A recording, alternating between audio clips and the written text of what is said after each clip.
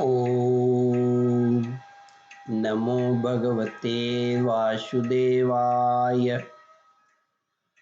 श्रद्धालु भक्तों, श्रीमद् भागवत महापुराण के चतुर्थ स्कंद के चौथवा अध्याय के अंतर्गत सती का अग्नि प्रवेश का वर्णन है।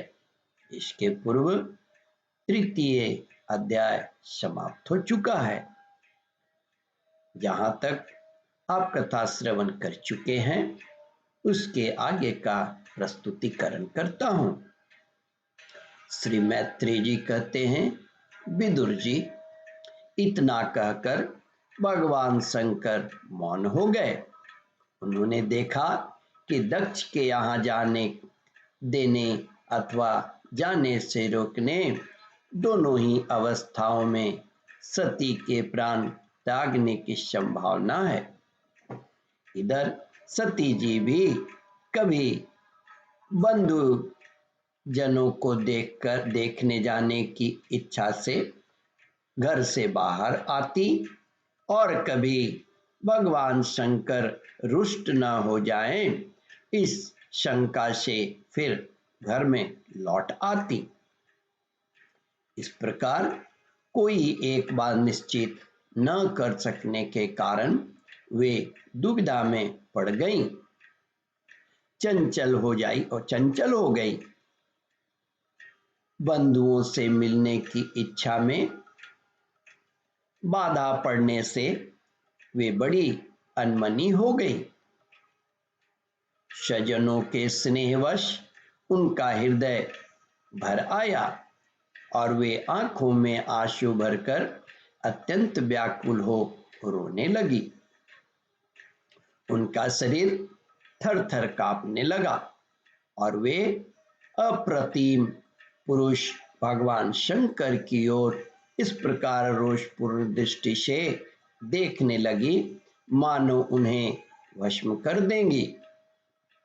श्री मैत्रेय जी कहते हैं, विदुर जी, शोक और क्रोध के कारण उनके चित्त को बिल्कुल बेचैन कर दिया तथा स्त्री स्वभाव के कारण उनकी बुद्धि मूढ़ हो गई। जिन्होंने प्रीतिवश उन्हें अपना आधा अंग दे दिया था, उन सत पुरुषों के प्रिय भगवान शंकर को भी छोड़कर वे लंबी लंबी सांसें लेती हुई अपने माता पिता के घर चल दी।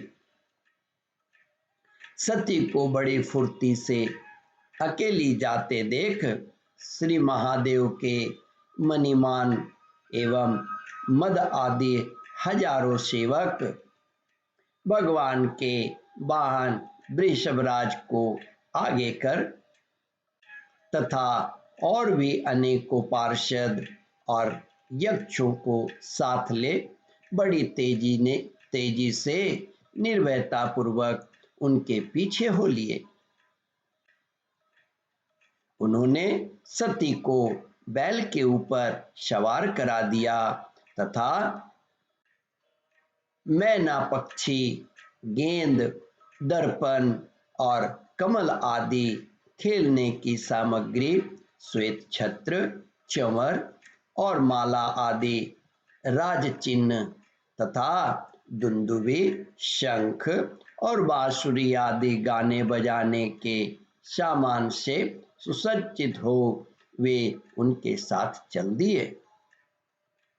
श्री मैत्रेय जी कहते हैं, विदुर जी, तदंतर सती अपने समस्त सेवकों के साथ दक्ष की यज्ञशाला में पहुंची। वहां वेद ध्वनि करते हुए ब्राह्मणों में परस्पर होड़ लग रही थी कि सबसे ऊंचे स्वर में कौन बोले। सब और ब्रह्मर्षि और देवता विराजमान थे तथा जहां तहां मिट्टी, काठ, लोहे, सोने, डाब और चर्म के पात्र रखे हुए थे।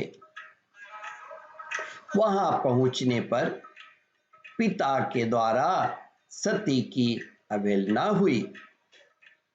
यह देख यज्ञकर्ता दक्ष के भय से सती की माता और बहनों के सिवा किसी भी मनुष्य ने उनका कुछ भी आदर सत्कार नहीं किया। अवश्य ही उनकी माता और बहनें बहुत प्रसन्न हुई और प्रेम से गदगद होकर उन्होंने सती को आदरपूर्वक गले लगाए। किंतु सती जी ने पिता से अपमानित होने के कारण बहनों के कुशल प्रश्न सहित प्रेम पूर्वक वार्तालाप तथा माता और मौसियों के सम्मान पूर्वक दिए हुए उपहार और सुंदर आसनादि को स्वीकार नहीं किया। श्री मैत्रेय जी कहते हैं, विदुर जी, सर्वलोकेश्वरी देवी सती का यज्ञ मंडप में तो अनादर हुआ ही था। उन्होंने यह भी देखा कि उस यज्ञ में भगवान शंकर के लिए कोई भाग नहीं दिया गया है और पिता दक्ष उनका बड़ा अपमान कर रहा है। इससे उन्हें बहुत क्रोध हुआ। ऐसा जान पड़ता था मानो वे अपने रोष से संपूर्ण लोकों को भस्म कर देंगी। दक्ष को कर्म मार्ग के अभ्यास से बहुत घमंड हो गया था।